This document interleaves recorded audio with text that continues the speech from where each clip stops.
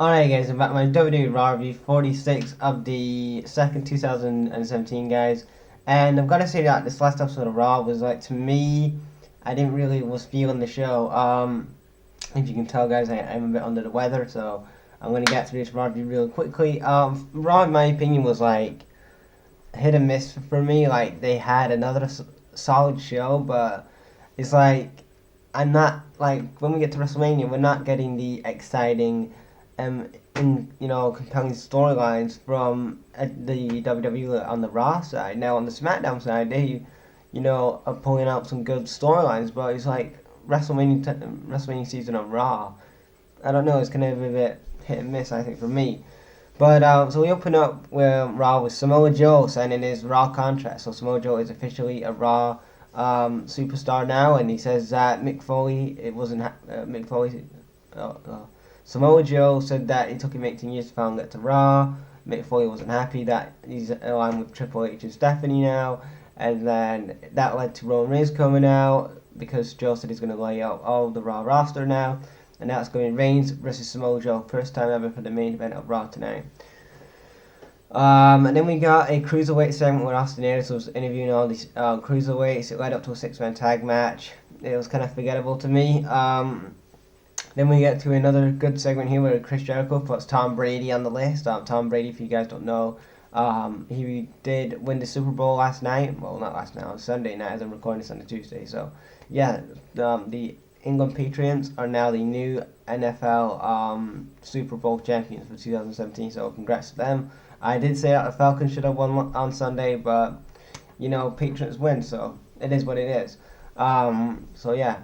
I didn't watch all the game. I only watched a bit of the game because I was like busy with stuff and whatever. So, and then we got Nia Jax versus Bayley. Nia Jax goes over. I like how they're booking Nia Jax really strong now because I think like since the Royal Rumble, I think the WWE finally got it right with the Nia Jax character, like where they're going with this girl and what they want to do with her. With Bayley, it's kind of like 1 week she's dominant, she's beating Nia, then she's beating Charlotte on Raw a couple of times, and then she loses like this clean to Nia Jax. Now I don't know why they keep doing this, but it is what it is.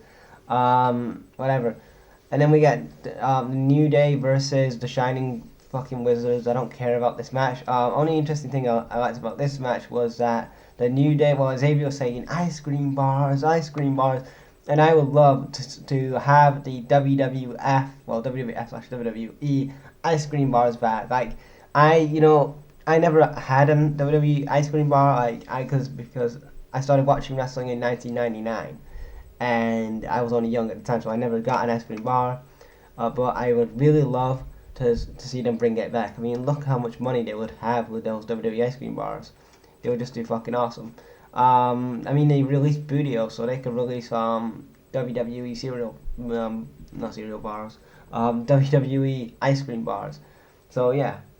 I would love to see that. Please, WWE, please, Vince. I know that CM Punk talked about this in 2011 in his shoot promo, but please bring back the ice cream bars. Like a lot of old school fans will come back because of the ice cream bars, and they'll remind them of being kids again. You know what I mean?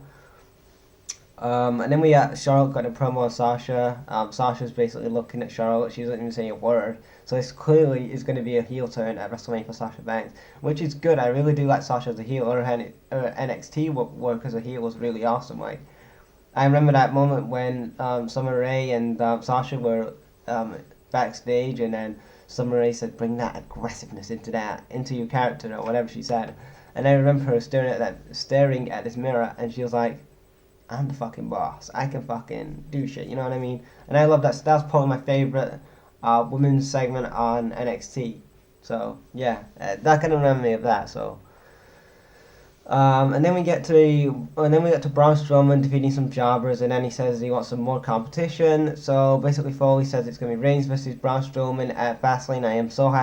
I'm glad that the WWE are finally actually taking interest in their storylines and actually following up on those storylines. Like Braun Strowman still remembers the time when Goldberg and Reigns made Strowman look like a bitch out there when they double speared him before the Royal Rumble, and then when he got attacked last week and cost him the Universal title. I really like how the WWE they are really focusing on the storylines that they built up the last few weeks, and they're not forgetting about them, because you know in WWE in the past they've always forgot about you know other things that's happened weeks prior, and they never really follow up on it. And I like how now they're following up on stuff like that. And then we got the tag team title match. It was the Club versus Sheamus and Cesaro. Typical Sheamus and Cesaro versus a Club match. It was nothing special here. Enzo and Kaz interfered, so the Club retained by DQ. So it looks like at WrestleMania that's going to be the Club versus Big Kaz and Enzo. So Big Kaz and Enzo looks like they're going to win the tag titles at WrestleMania. And I knew that this was going to happen at some point. I knew that at WrestleMania, whoever the champion was, if it was going to be a New Day, or if it was going to be a Sheamus and Cesaro, like they was definitely going to put it on those two guys, the most over tag team in the WWE. And I mean, speaking of the heel tag teams on Raw, we don't really have many heel tag teams on Raw. Now, I was thinking about this when I was watching Raw. I was thinking, like, man, they've got the Revival doing nothing on NXT, right? The Revival I've not got the straps anymore. They're not feuding with DIY. So what a perfect way at Fastlane to take out Gallows and Anderson and Sheamus and Cesaro, and they could be the next badass team to face off against Kaz and Enzo after WrestleMania, like Extreme Rules or something. I mean, that would be such a great moment for the tag team division on Raw, because Raw needs more tag team wrestlers heel-wise, and babyface, well, more heel tag teams on Raw than SmackDown did. They've got a good couple of heels tag teams on SmackDown, but for SmackDown they need more kind of face tag teams, like maybe a DIY and I don't know who else is down there on NXT, but yeah, I would really love to see the Revival at least debut at Fastlane, because they're not in any feud at the minute. They was a tag team of the year on NXT, so why not?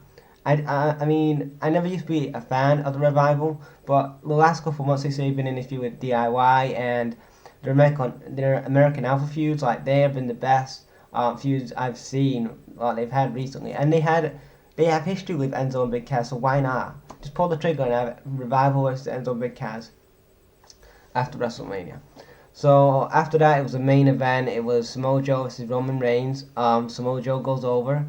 I really like how he went over. I actually thought that Roman Reigns was going to get the win or something, but I'm glad that Joe won he won his first debut match, and Braun Strowman after that destroys the hell out of Reigns. And I like how recently, this last episode of Raw, like how Roman Reigns has been, not been like the Superman of, he's not the Superman of the WWE. He's like human, and he actually has been beaten down by two badasses in the WWE, in a Braun Strowman and a Samoa Joe. And then after that we get Goldberg coming out, and he says that at Fastlane it's going to be him versus KO. And then Goldberg said he accepts Lesnar's challenge, so we all know it's going to be Lesnar Goldberg for the title.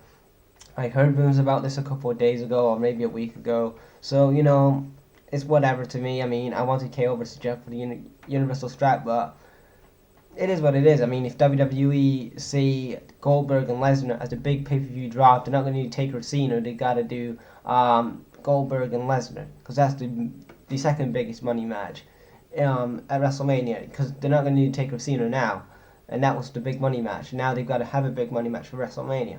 So yeah, and there's rumors that Hulk Hogan's going to return soon, so I don't know about that. So yeah. Anyway, guys, that's my WWE Raw review for the 6th of the 2nd, 2017, guys, and I'll check you later.